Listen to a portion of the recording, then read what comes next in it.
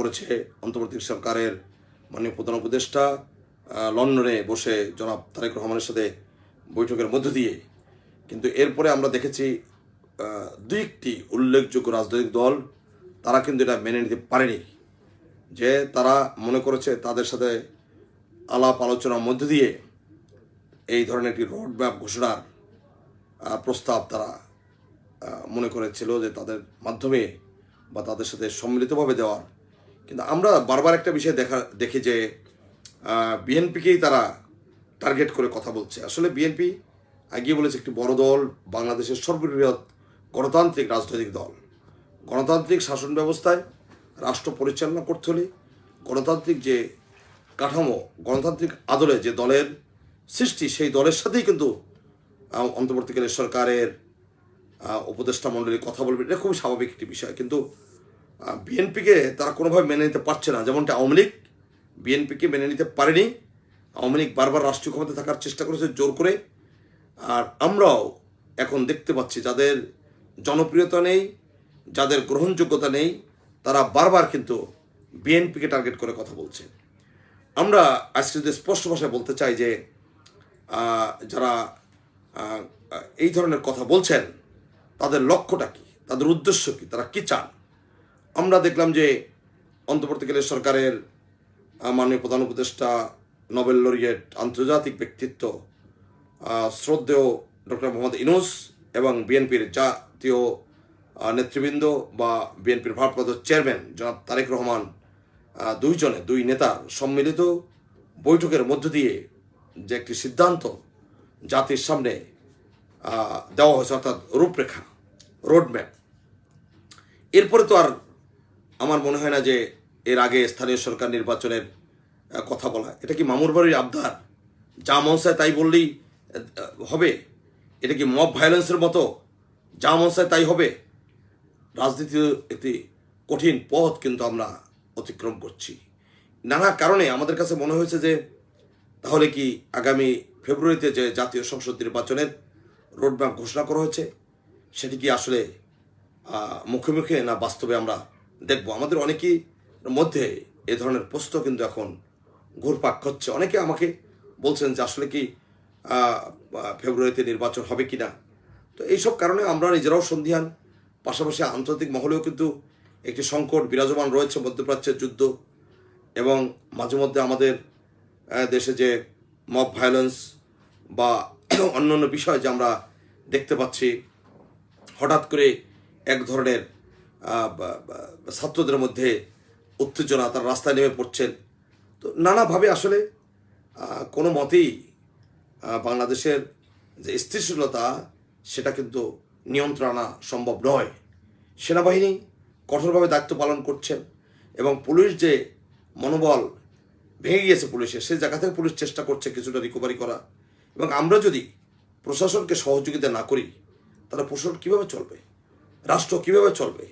এই রাষ্ট্র তো আমাদের সকলের দায়িত্ব হচ্ছে যে এই রাষ্ট্রের স্বাধীনতা, সার্বভৌমত্ব, আইন শৃঙ্খলা স্টেবল অবস্থায় নিয়ে আসা। আজকে বৃক্ষমেলা, জাতীয় বৃক্ষমেলা উদ্বোধন অনুষ্ঠানে মাননীয় প্রধান উপদেষ্টা বলেছেন যে পরিবেশ রক্ষার দায়িত্ব শুধু সরকারের নয়।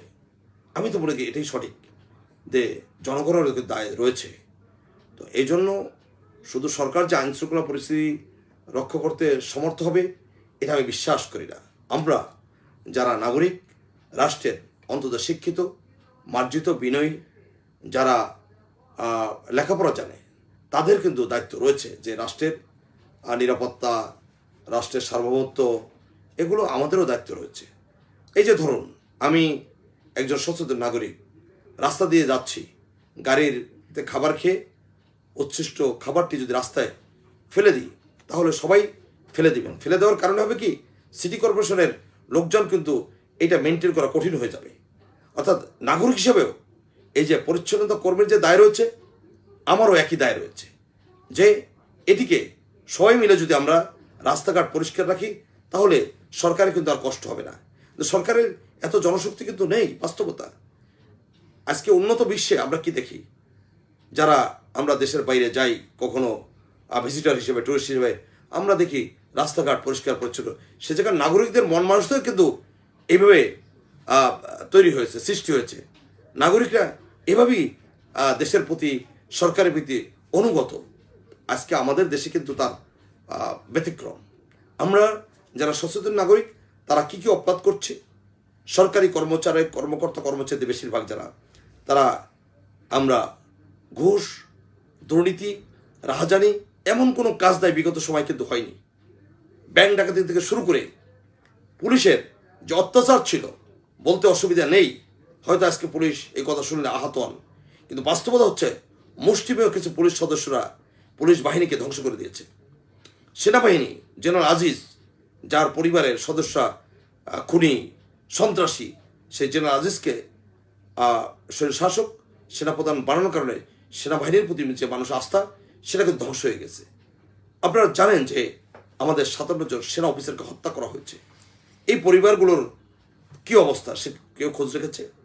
আজকে যে আন্দোলন করেছি আমরা, আমাদের যে রক্তপাত হয়েছে, আমাদের যারা সহস্রাধিক তাজা প্রাণ ঝরে গিয়েছে জুলাই আগস্ট অভ্যুত্থানে, এর আগে 17 বছরে আমাদের বিএনপির কয়েক হাজার নেতাকর্মী গুম খুনের শিকার হয়েছে,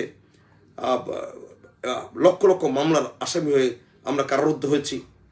তো এই দায় কি শুধু রাষ্ট্র পরিচালনার দায় কি শুধু সরকারের? না, জনগণেরও কিন্তু দায় রয়েছে। এই বিষয়টা আমরা ভুলে যাই যে আমরা যারা জনগণ, তাদেরও দায় রয়েছে রাষ্ট্রের প্রতি।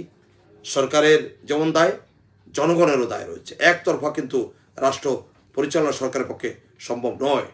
আমরা মনে করি যে আজকে রাজনীতিতে যে ধরনের প্রতিযোগিতা শুরু হয়েছে, সেটা যদি প্রতিযোগিতার মধ্যে থাকে কোনো অসুবিধা নেই, কিন্তু এখন রাষ্ট্রীয় ক্ষমতায় যাওয়ার এক ধরনের হীন মন মানুষতায় অনেকে আমরা লিপ্ত হয়েছি।